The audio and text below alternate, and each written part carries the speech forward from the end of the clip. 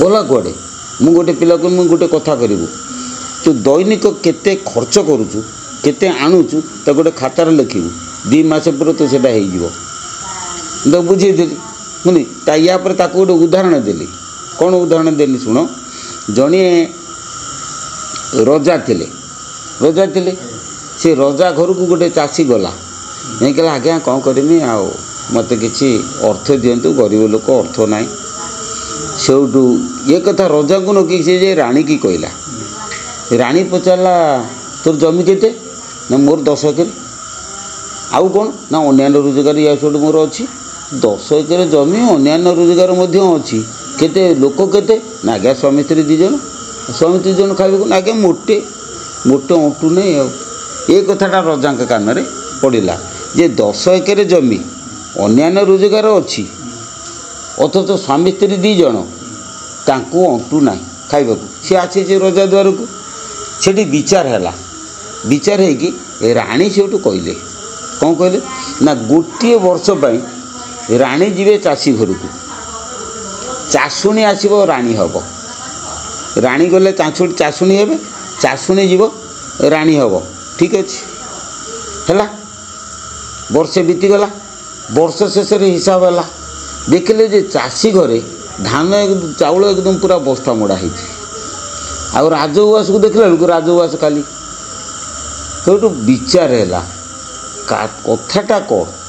आगे पचारे राणी की जे तमें से तो कौन तक हो नहीं ना खाइबा को ताले एते धान तमें केमिति ताकू से जगह रखिल राणी कहला जे चाषी लोक सकाळू बिल को जीव चा टे करदेमी खंडे पिठा करदेली खाईदे पड़ेगा 12टा बेलू आसला 3-5 प्रकार करदेली खाइला राति खंडे करदेली खाइला बास देखला बेलू सब गुड़ाक बची खाई सारिक बचिला चाषुणी पचारे तोर कहीं अभाव हुए कहला मोर अभाव कौन मुझे मुड़ी बाली आसिले ए पुले धान देदेली ताकू अमक चूड़ा बाले आसिली ताकू पुले चाउल देदेली आउ देखनी जो चाउल फाड़ गुड़ाक कौटी पानी पानी पड़ी टिके खोली फाली गला ताकू गोरु आटिकार ढालदेली आउ मोर प्रिया प्रीति सब अच्छा जी आसिक मागिला क्या देखिले क्या 5 किलो एम सब दिए आने मुझे चलू कमी गाँव में सागर आमती कर मोर सरी जाए आउ देख जे राणी कंकर से बद अभ्यास ना सीए जो अभाव होउची केवल बद अभ्यास जो तार अभाव हो बद अभ्यास जो अभाव होउची बद अभ्यास जदि छाड़ीगला राणी जो लाट मारदेले कौन राणीकर बद अभ्यास ना रीतिमत जथा जथा कर्म से खर्च कले कौन राणी सका ना चाषी सका चा पिठा खाए चा पिठा करदेला राणी खंडे भी खाई देथिबो गाधलू 3-5 प्रकार भल कि मध्याह्न भोजनटा खाइबो देला चाषी भी परम खुशी कमिले ना किंतु चाषुणी थिला बेले चाषी खुशी नुहे सब बर्बाद कर सारापर मत से ठीक कर खाइबा दिए ना विचार है तापर से राजदरबार को आसिले राजदरबार कहीं खाली ना कहला मुझे राणी हो बसनी देखनी सुना रूपा गणा सब अच्छी ये ताकुपुले दे देकी मोर ये सब मोर खर्च बचनी आ कथा है कौन जे चाषुणी हूँ लक्ष्मी छाड़ी बुझल राणीटी हूँ लक्ष्मीवती ता चिंताधारा कौन कंट्रोल चिंताधारा तेणु से कंट्रोल चिंताधारा से करी राजबाटी से धनशाड़ी करी यार है लक्ष्मी छाड़ी ये लक्ष्मी छाड़ी चिर दरिद्र तेणु जो लोक मैंने चिर दरिद्र भोग कर निजर कर्म दोषरू यदि कर्मटा जब ठीक था कहीं से दरिद्र भोग करेंगे आज तुम जो मठरे बसीच ये जो मठरे बसीच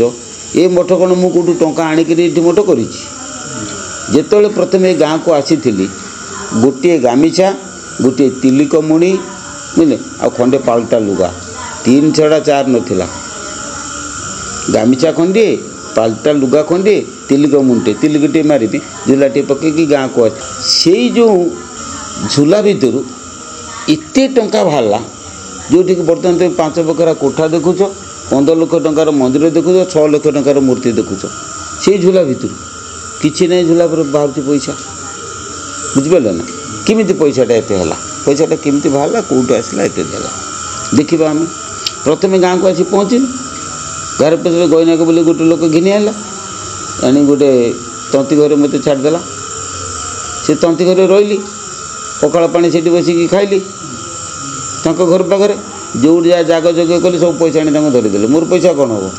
सी पैसा पे आनंद खाया पी भल मंद चलला कि दिन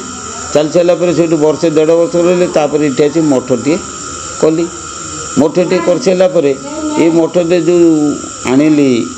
पैसा पत्र जो जाग जग करी धीरे धीरे मोर जो जहाँ सब उन्नति कली आउ गुठी चाउल आनली ताको बसिक धीरे धीरे खाइली खाई चिंता कली जे यीटा केते दिन सबुदिन मुठी चाउल गाँव में देवे यहाँ संभव नुहे कहीं समय ताले ताले सब परिवर्तन हम से चिंता करी मु कौन कला कौन सी कारणवशतः मु प्रथम 8 गुंठ जमी किनली बुझल तापर वर्ष 4 वर्ष किनली 4 गुंठ किनली एमती किणी बर्तमान जमी हूँ 30 गुंठ 30 गुंठ एक 5 गुंठ जल जमी मु कर सारी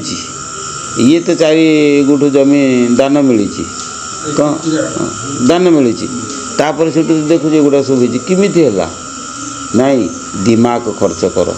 दिमाग खर्च न कले हम ना तुम जो मुंड खर्च न कर तुम घर खाइब पीब बुल आरम्भ कर हाँ जहाँ मिल से एमती चिर दरिद्र बुलू नाई बुद्धि खर्च कर संसार तुम रही संसार बुद्धि खर्च कर कौ बाटे खर्च कले मु शांति रही मो पिला छुआ शांति रे जनजगत सब खुशी रे एगुड़ा सब निज बुद्धि आम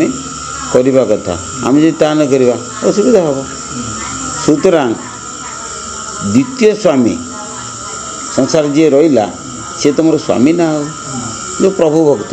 तांको यथा मर्यादा दियो देखो तुम सम्मान पाइब जड़े कहे जड़े मानिले दुहे हुअंती ज्ञानी जड़े कहे जड़े न माने दुहे जाक ज्ञानी मु कौच तुम मानुना मु अज्ञानी तुम अज्ञानी जुक्ति है मु कहली तुम जो मानिल दी जनकर ज्ञान बढ़ेगा यहाँ श्री श्री बाय बाबा गीतार ये कथाटा अच्छी तेणु कौन कर नाई जो द्वितीय स्वामी रही संसार में बैंक मैनेजर हो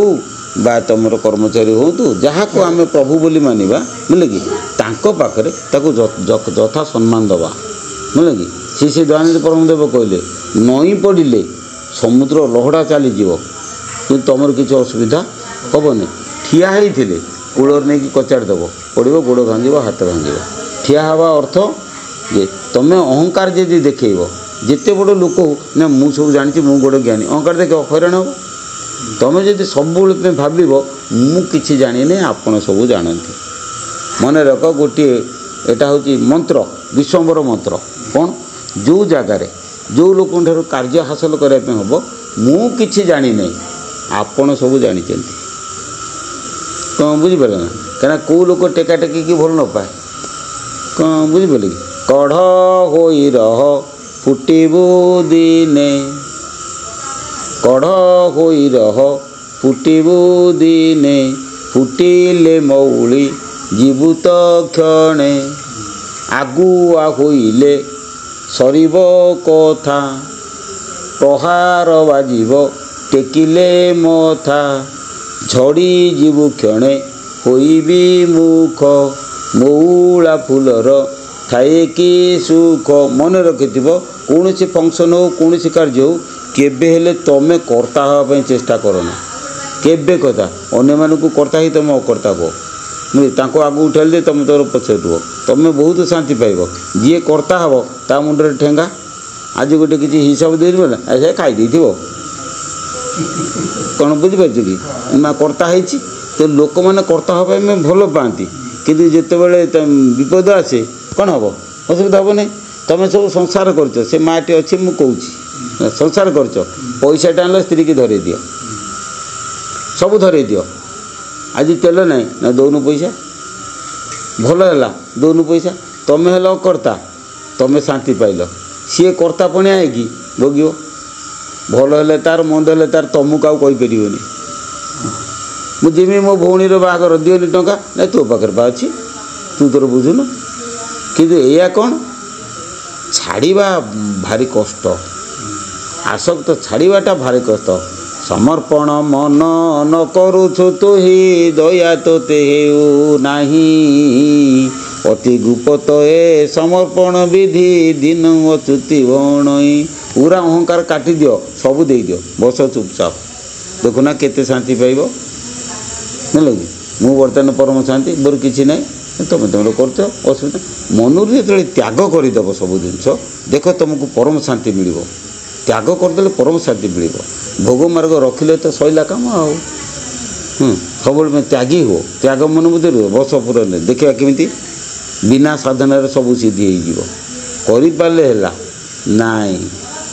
କ'ଣ ବୁଝିପାରିଲେ କି? ସାଧନେ ଆଉ ମୋ କିବା ପ୍ରୟୋଜନ, ସାଧ୍ୟ ରୂପେ ଲକ୍ଷ୍ୟ ନାହିଁ ମୋ କିଛି। କିଏ ବା ସାଧିବ କି ସିଦ୍ଧି ଲଭିବ, ସର୍ବବ୍ରହ୍ମ ଏବେ ଯେଣୁ ଜାଣୁଛି। ବ୍ରହ୍ମ ଭାବନାର ପ୍ରମାଣ ବା କାହିଁ, କିଏ ଅଛି ପ୍ରମାଣ ଲୋଡ଼ିବ ତହିଁ। ପ୍ରମେୟ ପ୍ରମାଣ ସବୁ ତ ସେ ବ୍ରହ୍ମ, ବିନଶତା କିଛି ମୁଁ ଦେଖୁ ନାହିଁ। କମିଲ କି? ତାର୍କିକ ପଣ୍ଡିତେ ପ୍ରପଞ୍ଚ ଅସ୍ତିତ୍ୱ, ସତ୍ୟ ସିଦ୍ଧ କରି ରହନ୍ତି ମଜି। ଶୂନ୍ୟବାଦୀ ଶୂନ୍ୟ ବିଶ୍ୱକୁ ଦେଖଇ, ଶୂନ୍ୟରେ ରହୀଣ ସଂସାର ତେଜି। ସେ ତାର ବସି ଆମ ଠାକୁର ସେଥିପାଇଁ କହିଲେ ଶୂନ୍ୟ ଦୃଷ୍ଟି କଲେ ପାଇବୁ ପଦ୍ମନାଭ ତନୟ। ଶୂନ୍ୟ ଦୃଷ୍ଟି କର, ଦୃଷ୍ଟିକୁ ଶୂନ୍ୟରେ ରଖ। କ'ଣ ବୁଝିପାରିଲେ? ସେଇଥିପାଇଁ ଏଇ ଯେଉଁ ଶୂନ୍ୟ ଦୃଷ୍ଟି ପାଇଁ ମୁଁ ଗୋଟେ ଛୋଟିଆ ଛୁଆଙ୍କ ପାଇଁ ଗୋଟେ ଲେଖିନି, ପ୍ରାର୍ଥନା ଲେଖିନି। ପ୍ରାର୍ଥନାଟା ଛୋଟିଆଟେ,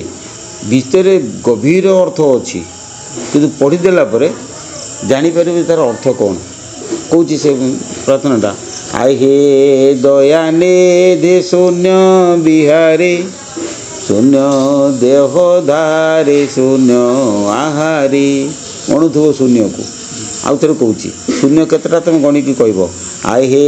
ଦୟାନେ ଦେ ଶୂନ୍ୟ ବିହାରେ, ଶୂନ୍ୟ ଦେହ ଧାରେ ଶୂନ୍ୟ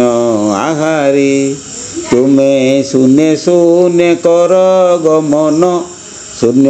କାମୀ ନେତ୍ରେ ଦିଅ ଦର୍ଶନ। ଶୂନ୍ୟ ମନେ ଯେ ହୁଅ ବା ଡାକଇ,